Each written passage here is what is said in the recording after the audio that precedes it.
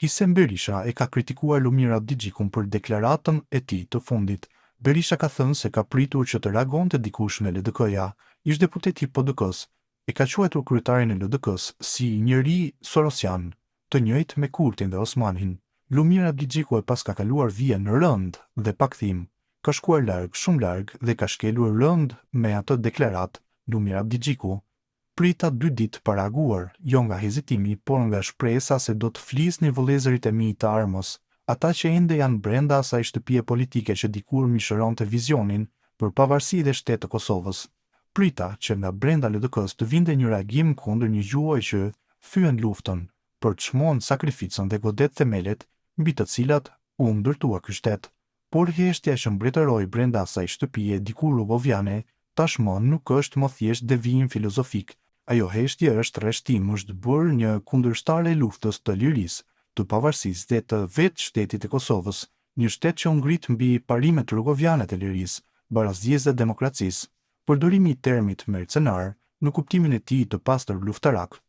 person që lufton për para, pa ndjenjë detyre kombëtare, patriotike, adetare apo kushtetuese nuk është lapsus gjuhësor, është zgjedhje politike, është akt i shëllimshëm, është e shtënë me pushkë gjuetie, jo në thellëz, por në shqiponjat e lirisë, dhe këtu nuk ka rëndësi konteksti, nuk ka asnjë dilemë se ti, Lumir Abdigjiku, bashkë me Vjosa Osmanin dhe Albin Kurtin, përbëni të njëjtën strukturë ideologjike sorosiane, e cila ka për synim strategjinë e shtetit të Kosovës dhe zhvendosjen e tij drejt nostalgjisë jugoslave, prandaj edhe rikthimi i luftës politike kundër figurave shtetformuese, si Ismail Qemal Vlora,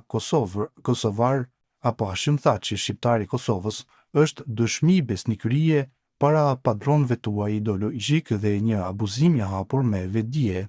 stokholmiane për të bërë krah politik dhe i qeverisës në procesin e zhbërjes së shtetit. Ky mision mbi trinom tipik pravoslav Kurti Osmani Abdigjiku u dëshmoi qartë edhe në zgjedhjet e shkurtit 2025 kur refuzuat bashkimin e së djathtas popullore dhe të djathtas konservatore për ta bërë qeverinë, por për këtë rugovianët e vërtet, dishepujt e presidentit historik Ibrahim Rugova, dhanë verdiktin e tyre më 28 dhjetor 2025. Ajo që kanë pritur nga vëllezërit e armës brenda subjektit historik të presidentit Rugova, luftëtar të lirisë në radhët e UÇK-s, ishte që ti të mos zguxoje kur më të shkelje në zyrat e LDK-s, përveç se për të dhënë dorëheqjen dhe për t'ju bashkuar hapur kolaboracionistëve e ekipit sorosian Kurti Osmani që sot po e mbajnë peng të ardhmen e Kosovës, por historia nuk rishkruhet. Çdo epokë ka heronjtë e vet, ashtu siç i ka për Nder El Avdi, i ka edhe për faqe të zezë dhe tradhti.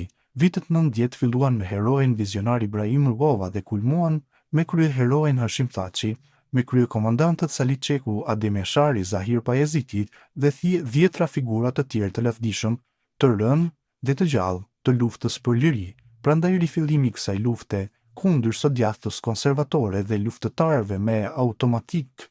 ju rështon krah atyre që ditën e çlirimit e kanë 14 shkurtin dhe shtetin e Kosovës e shohin vetëm brenda ofertës së Miloševićit për Republikën e Tretë, ku nuk ka vend për lëvizjen rugoviane.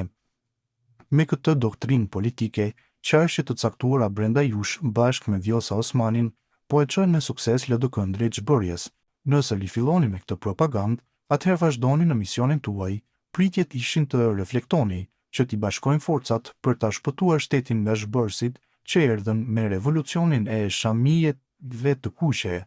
Por mos harroni një gjë, ky vendi ka ende gjallë dalë zotësit e vet, ndoshta në përqindje po aq sa në vitet 98-99, kur